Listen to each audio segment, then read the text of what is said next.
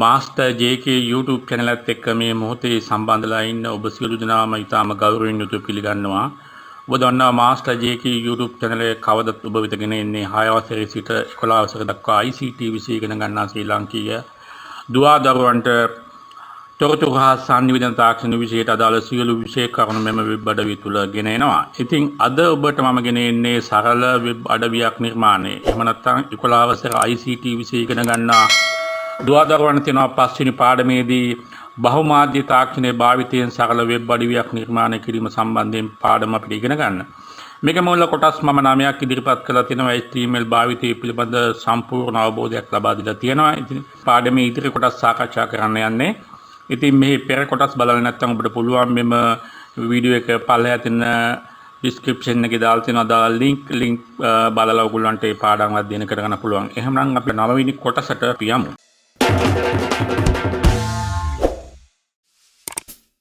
Right ද්වේ පුතේ අපිට කතා කරන්න තියෙන වෙබ් නිර්මාණ මෘදුකාංග සම්බන්ධවයි. ඔබ දන්නවා HTML එහෙම නැත්නම් hypertext markup language කියන වෙබ් අඩවි වෙබ් පිටු නිර්මාණය කරන මෘදුකාංග මේ වෙබ් HTML කියන කෝඩ්ස් නැත්නම් උසුලන භාවිතා කරලා අපි වෙබ් අඩවි නිර්මාණය කරා. coffee cup එහෙම නැත්නම් notepad double plus කියන මෘදුකාංග භාවිතා කරලා. ඉතින් ඔබ දන්නවා මේ HTML භාෂාව පිළිබඳ ඉහළ දැනුමක් අවශ්‍ය වෙනවා මේ කේත ලියන්න. ඒ ලියලා තමයි අපිට ලස්සනට මේ වෙබ් පිටුවක් හැඩවැඩ කරගන්න පුළුවන් වෙන්නේ. නමුත් අපි මේ වෙබ් පිටු නිර්මාණය කරන්න ගිහිල්ලා ඒවා නැවත අලුත් යාවත් කාලීන කරන්න ඕන, ඒවා සංශෝධනය කරන්න ඕන, නැවත උඩුගත කරන්න ඕන, යම් යම් වෙනස්කම් කරන්න වෙනවා. ඒ සඳහා අපිට පුළුල් අවබෝධයක් HTML පිළිබඳ පුළුල් අවබෝධයක් අවශ්‍ය වෙනවා. නමුත් අපිට මෙම වෙබ් අඩවි නිර්මාණය කරන්න පහසුකම් සපයන වෙබ් නිර්මාණ මෘදුකාංග අපිට අන්තර්ජාලයේ ඕන තරම් අපිට මුදල් ගෙවා හෝ නොමිලේ හෝ ඩවුන්ලෝඩ් කරගන්න පුළුවන්. මේවා විචිත්‍ර අතුරු මුහුණත් අපිට ලබා දෙනවා. ඒ වගේම ලස්සන්ට ප්‍රියමනාප විදියට වෙබ් අඩවි නිර්මාණය කරන්න පුළුවන්, වෙබ් පිටු නිර්මාණය කරන්න පුළුවන්, ඒවා සංශෝධනය කරන්න පුළුවන් හැකි ඉක්මනින්. ඒ වගේම මේ වෙබ් අඩවි නිර්මාණ කරන මෘදුකාංග තුල අපිට සඳහන් කරලා තියෙනවා උඩුගත කිරීමේ පහසුකම් දක්වා සඳහන් කරලා තියෙනවා. ඉතින් ඔබ දන්නවා what you see is what you get කියන සංකල්පයට අනුව රූපමය අතුරු මූණත තුල සැලසුම් කරන ලද ආකාරයට වෙබ් පිටු අපිට නිර්මාණය කරන්න පුළුවන්. එවැනි මෘදුකාංග මොනවද කියලා ඔයගොල්ලන්ගේ සිලබස් එකේ සඳහන් වෙන විදිහට අපි මොනවද කියලා සාකච්ඡා කරමු මේ පාඩමේ ඉස්සරහට යමු වෙනවා. වෙබ් නිර්මාණ මෘදුකාංග යටතට දුවේ පුතේ ඔයගොල්ලන්ගේ පෙළ පොතේ සඳහන් වන ආකාරයට විවිධ වර්ගයේ වෙබ් නිර්මාණ මෘදුකාංග තියෙනවා. අපිට ඒක කියන එකක් වශයෙන් හඳුන්වන්න පුළුවන් වෙබ් සංස්කාරක කියලා. ඒවට අපි කියනවා ඉංග්‍රීසියෙන් වෙබ් සංස්කාරක කියලා. ඒවට අපි කියනවා වෙබ් authoring tools කියලා. තව තියෙනවා අපිට අනිත් ක්‍රමයේ සන්දාර කළමනාකරණ පද්ධති. එහෙම නැත්නම් ඉංග්‍රීසියෙන් අපි කියනවා content management system කියලා නැත්නම් CMS කියලා. ඉතින් මේ වගේ වර්ගයේ ප්‍රධාන වර්ග දෙකක් තියෙනවා වෙබ් නිර්මාණ මෘදුකාංග. පළවෙනි එක වෙබ් සංස්කාරක, දෙවෙනි එක සන්දාර කළමනාකරණ පද්ධති. මේ වගේ අපි එකින් එක මොකද්ද වෙන්නේ, මොකද්ද හඳුන්වන්නේ කියන එක බලමු අපි සාකච්ඡා කරලා. වෙබ් සංස්කාරක නැත්නම් වෙබ් authoring tools කියලා කියන්නේ මොකද්ද? මේ මෘදුකාංගයෙන් අපිට දීලා තියෙනවා සාමාන්‍ය අපි භාවිතා කරන ෆොටෝ එඩිටින් මෘදුකාංග, එහෙම නැත්නම් වර්ඩ් මෘදුකාංග, ඒ වගේ මෘදුකාංග භාවිතා කරලා මෘදුකාංග වලට ආවේනික ඩොකියුමන්ට්ස් නිර්මාණය කරන්න පුළුවන්. ඉතින් මේකෙමුත් අපිට දීලා තියෙන ඊටාම චිත්‍රවත් අතුරු මුහුණක් දීලා තියෙනවා. ඒ වගේ ගොඩක් tools අපිට සපයලා තියෙනවා. ඒ මගින් අපිට මේකට වෙබ් පිටුට දාලා පාට, එහෙම නැත්නම් text, paragraph, images, tables, list ගොඩක් දේවල් අපිට සාමාන්‍ය විදිහට අපිට tools භාවිතා කරලා එහෙම නැත්නම් ඇදගෙන ගිහින් දාලා ඒ වගේ දේවල් ක්‍රම මගින් අපිට නිර්මාණය කරන්න පුළුවන් මේ මෘදුකාංග වලට අපි කියනවා වෙබ් සංස්කාරක කියලා. මේකේ විශේෂත්වය තමයි අපි එක ඩිසයින් මෝඩ් එකේදී අපි මේ විදිහට විචිත්‍රවත් විදිහට පිටුව නිර්මාණය කරපුවාම ඒක ඔටෝමැටිකලි HTML භාෂාවට අදාළ ටැග්ස් වෙනම පිටුවක ස්වයංක්‍රීයව නිර්මාණය වෙනවා. ඉතින් අපි නිර්මාණය කරුට HTML භාෂාව පිළිබඳව හොඳ දැනුමක් තියෙනවා නම් අපි විචිත්‍රාකාරයට ග්‍රැෆික් ආකාරයට නිර්මාණය කරන ලද වෙබ් පිටුව එහෙම නැත්නම් වෙබ් අඩවිය තවත් හැඩ ගැන්වීම කරන්න පුළුවන් මේ HTML භාෂාව හොඳට දන්න කෙනෙකුට. ඒකේ විශේෂත්වය තියෙනවා HTML භාෂාවත් අපි ඇත්තටම දැනන් ඉන්න ඕන මේ වෙබ් පිටුවක් අලංකාර කර ගැනීමට.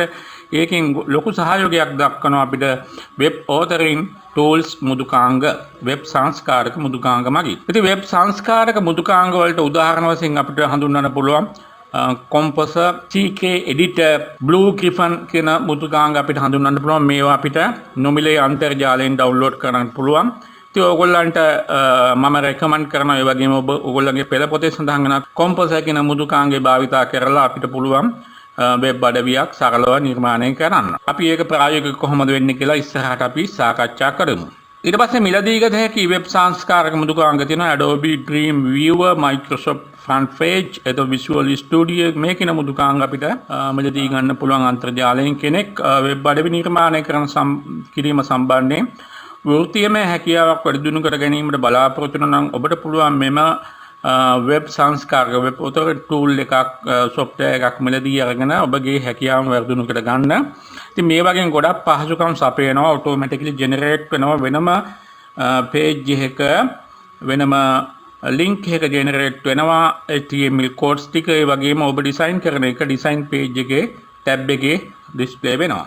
එතකොට ඔබේ පෙළ පොතේම සඳහන් වෙනවා අපිට වෙබ් සංස්කාරක මුදුකාංගයක් භාවිතා කර වෙබ් අඩවිය සාධන ආකාරය විස්තර කරන්න පුළුවන්. මේ Composer කියන එක තමයි recommend කරලා තියෙන්නේ. ඉතින් Composer කියන එක මේ කියන මෙතන මම සඳහන් කරලා තියෙනවා www.composer.net කියන මෙන්න මේ link එක හරහා ඔබට download කරගන්න පුළුවන්. ඉතින් මෙහෙම download කරගත්තට පස්සේ මෙන්න මේ වගේ මේ එකක් තමයි page එකක් තමයි ඔයගොල්ලන් නිර්මාණය කරන්න කියලා තියෙන්නේ. මේ පෙළ පොතේ සඳහන් වෙන විදිහට අපි මේ වගේ web අඩවියක් web page එකක් නිර්මාණය කරන්නේ කොහොමද කියලා අපි සාකච්ඡා කරමු. Composer කියන web සංස්කාරක මුදුකාංගයේ web authority tools එක භාවිතා කරලා. ඉතින් මුලින්ම දාලා තියෙනවා ඔබට පේනවා මේ page එකේ මෙතන බැලුමට ටේබල් එකක් අරන් තියෙන මුළු පිටුව පුරාවටම. ඉතින් මුළු ටේබල් එකේ පළවෙනි rows line එකම merge කරලා තියෙනවා. ඒ තුල තමයි මිනිස් සිරුරේ පද්ධති කියලා සඳහන් කරලා තියෙනවා. ඊට පස්සේ මේ වම් අතපැත්තේ මෙතන තියෙනවා link ටිකක් සඳහන් කරලා ඒ තියෙන්නේ ටේබල් එකේ එක එක cells ටිකක් නම් කරලා ඒ තුන මැද තියෙන විශාල cell එකක් මෙතන තිබ්බ cells ටික ඔක්කොම merge කරලා ඊට පස්සේ මෙතන තියෙනවා පාට කොටසක්. ඊට ආදි සංදානයක් එකතු කරලා තියෙනවා. මෙතන වෙනත් වෙබ් පිටු සඳහා ආදි සංදානයක් එකතු කරලා තියෙනවා. Composer මුදුකාංගය අපි open කරාට පස්සේ මෙන්න මේ වගේ interface එකක් තමයි අපිට දකින්න ලැබෙන්නේ. සාමාන්‍ය software එකක් වගේමයි අපිට ඉතින් බලන්න පුළුවන් මේකේ සාමාන්‍ය menu එකක් තියෙනවා. ඒ වගේම tools bar එකක් තියෙනවා. ඉතින් මෙතන තියෙනවා බලන්න පුළුවන් ඔයගොල්ලන්ට මේ වගු ඇතුළත් කරන්න tool එකක් තියෙනවා මෙතන. ඉතින් පේනවා ඊට පස්සේ මෙතන image පින්තූර ඇතුළත් කිරීම සඳහා tool එකක් තියෙනවා. ඊට පස්සේ ඇමුණුම් ඇතුළත් කිරීමට කියන anchor tool එක භාවිතා කරන්න පුළුවන් අපිට. ඒ වගේම මෙතන තියෙනවා පේනවා ඇති ඔබට list ඒ කියන්නේ number list, unordered list ඒ වගේ. ඊට පස්සේ මේ අකුරු වල කලර්ස් ඇති කිරීම මේ වගේම අකුරු අලයින් කිරීම සම්බන්ධයෙන් අකුරු සහ පාට හැඩ ගැනීමට අවශ්‍ය ටූල්ස් එකක් මෙතන සඳහන් වෙනවා. අකුරු වල ප්‍රමාණය වෙනස් කරන්න පුළුවන් ඒවා. ඊට පස්සේ වෙබ් පිටු නිර්මාණ ප්‍රදේශය තමයි මේ සුදු පාට වැඩි ඒරියා එකක් පෙන්වන්නේ. ඊට පස්සේ යටින් දැක්වෙනවා මෙතන ටැබ් තුනක්. අපි ඩිසයින් එකේ ඩිසයින් ටැබ් එකේ මෙහෙම අපි ඩිසයින් කරපුවාම මේ ටූල්ස් භාවිතා කරලා වෙබ් පේජ් එක ඒකේ ඔටෝමැටිකලි ජෙනරේට් වෙනවා HTML කේත ටික මෙන්න මේ ටැබ් එක අපි ක්ලික් කරපුවාම. ඒ වගේම මෙතනදී අපිට බලා ගන්න පුළුවන් වෙබ් අතරිස්සුවක් කරා වෙබ් බ්‍රවුසර් එකක් කරා මේකේ අපිට පෙර දසුන දක්වා ගන්නත් පුළුවන් මේ ටැබ් එකෙන්. ඒ පහසුකම් දීලා තියෙනවා. ඔබට තියෙන මේ වගේ ඉතින් දන්න විදිහට මේ වගේ Composer මුදුකාංගය භාවිතා කරලා සාමාන්‍ය විදිහට උඩම ලයින් එකේ මේ කියන විදිහට මිනිස් සිරුරේ පද්ධතිය යන ටයිප් කරන්න තියෙන ඔබට සිංහල භාෂාව යුනිකෝඩ් යොදාගෙන ඊට පස්සේ තියෙනවා ෆයිල් මෙනුව භාවිතා කරලා මේක සේව් කරගන්න සුදුසු නමක් දීලා ඒ වගේම මේ වෙබ් අතරිසුවක් මගේ ප්‍රදර්ශනය කරලා බලන්න පුළුවන්.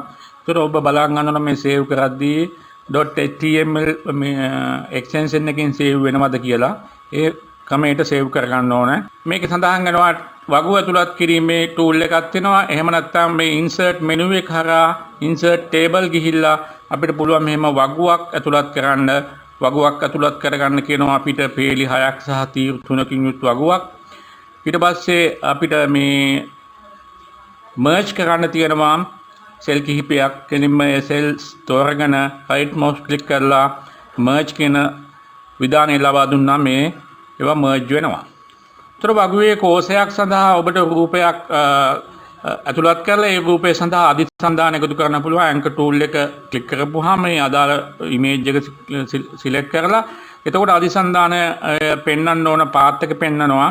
අනිවාර්යයෙන්ම ඔබ කරන්න ඕන මෙතනදී ඔබ නිර්මාණය කරන වෙබ් අඩවිය තෝරගන්නා සේව් කරගන්නා ෆෝල්ඩරයේ අනු ෆෝල්ඩරයක් නිර්මාණය කරගත යුතුයි. ඔබ වෙබ් පිටුවට ඇතුළත් කරන ඉමේජස් සඳහා වෙනම ෆෝල්ඩරයක් නිර්මාණය කරගත යුතුයි. එම ෆෝල්ඩරයට අවශ්‍ය පාත් එක තමයි සඳහන් කරන්න ඕන මේ anchor tool එක භාවිතා කරලා අධිසන්ධානයක් එකතු කරද්දී. ඊට පස්සේ එතනින්ම ගිහිල්ලා අපිට කොම්පස් එකේ ෆයිල් ගිහිල්ලා new tools ආධාරයෙන් අලුත් පිටු නිර්මාණය කරන්න පුළුවන්. ඒ පිටුත් ඔබට මෙතන තියෙන tools භාවිතා කරලා එක එක හැඩසවීම් දාන්න පුළුවන්. දාලා මුල් පිටුවට අදාළ ටැබ් නිර්මාණය කරලා අපි ඒ ටැබ් වලට අදාළව එකිනෙක පිටු නිර්මාණය කරගන්න පුළුවන් ඔබට. ඒ පිටු සඳහා හෝම් පේජ් එකට ඊට පස්සේ හෝම් පේජ් එක මගින් ඒ පිටු සඳහා ලින්ක් ඇති කරන්න පුළුවන් anchor tool එක භාවිතා කරලා. මෙතනදී මම සරලව කොම්පස් මෘදුකාංගය ওই විදිහට හඳුන්වා දුන්නාට අපි කොම්පස් මෘදුකාංගය භාවිතා ප්‍රායෝගික කරලා බලමු අපි වෙබ් පිටුවක් නිර්මාණය කරන්න කොහොමද කියලා. මම එකින් එක tool පැහැදිලි කරනවා අනිවාර්යයෙන්ම. අපිට දිනනවා ඊට පස්සේ අපේ සිලබස් එකේ ඉගෙන ස්ථිතික වෙබ් අඩවි සහ ගතික වෙබ් අඩවි කියලා. මේ සන්දාහයේ ස්වභාවය අනුව තමයි ස්ථිතික වෙබ් අඩවි සහ ගතික වෙබ් අඩවි කියලා කියන්නේ. මෙන්න මේ සම්බන්ධයෙන් ඔබගේ පහුගිය විභාග නිරීක්ෂණය කළ බැලුවොත් එහෙම සාමාන්‍යයෙන් මෙම ස්ථිතික වෙබ් අඩවි සහ ගතික වෙබ් අඩවි පිළිබඳ විභාගවලදී අහලා තියෙනවා. මේක පිළිබඳ හොඳ අවබෝධයක් ඔබ ලබා ගත යුතුයි.